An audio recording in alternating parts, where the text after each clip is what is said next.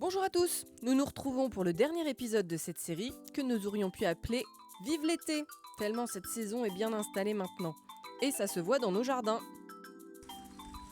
Le monde végétal est maintenant bien réveillé.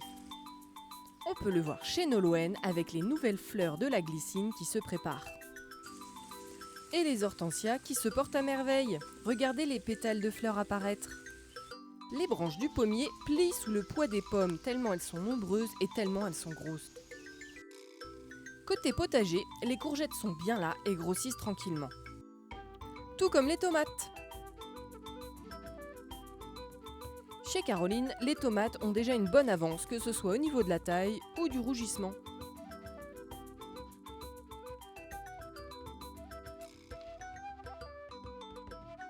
Alors que les courgettes ont plus de mal à pousser car elles font partie des repas préférés des limaces et escargots. Les salades ont par contre très bien grossi. Le persil est enfin sorti. Les fleurs de mûrier se sont transformées en mûres vertes. Et le cassis est prêt à être dégusté. Il reste des cerises dans l'arbre, toutes celles que nous n'avons pas pu cueillir. Et à chaque coup de vent, des dizaines de cerises beaucoup trop mûres pour être mangées tombent au sol et pourrissent. Cela dégage une odeur de fermentation les jours de chaleur. Un vrai bonheur. Les noisetiers ont fabriqué des noisettes protégées par une enveloppe verte ou rouge selon les espèces. D'ailleurs, remarquez que les feuilles du noisetier pourpre sont devenues vertes. À votre avis, comment cela se fait-il ?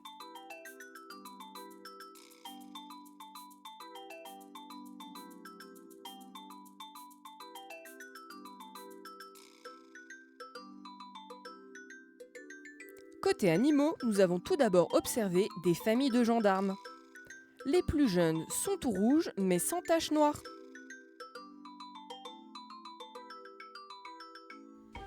Un matin, surprise, une très jeune mésange est tombée du nid sur la terrasse et malheureusement, elle ne s'est pas encore volée. Elle appelle sa mère qui viendra la nourrir plusieurs fois. Et voici un nouvel habitant du jardin, Titouan le lapin nain. Il raffole des pâquerettes et autres herbes du jardin. Mais il aime aussi cavaler, sauter, escalader et se faufiler dans les tunnels.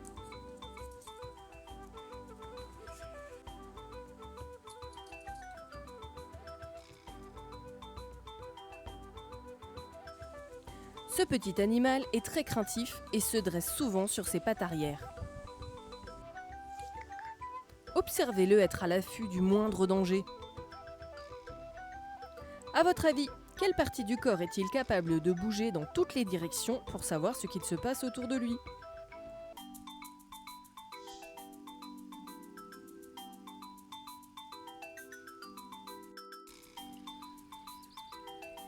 Les mares sont pleines de vie. À commencer par les nénuphars et leurs magnifiques fleurs. Les tritons, comme à leur habitude, profitent du moindre rayon de soleil. Il a des belles branchies sous son cou, à côté de son cou. Tu les vois les branchies ? Ici. Ouais. Pour respirer encore dans l'eau. Et grenouille. Oui. T'as vu ? Le tétard, il a commencé à se transformer. Et quoi ça, maman? Eh ben, c'est un tétard qui est presque devenu un petit crapaud. Il a déjà toutes ses pattes. Il va sauter dans l'eau ? Ouais, il a l'air bien sur la main là. Hop là ! Et où? Là, regarde. À votre avis, comment Nolwenn sait-elle que ce tétard va devenir un crapaud ?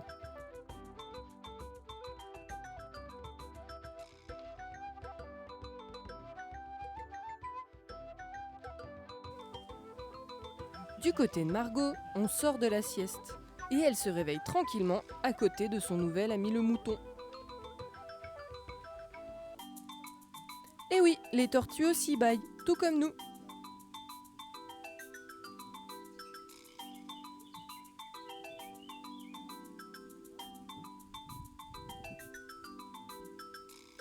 Une fois bien réveillée, c'est parti pour l'exploration.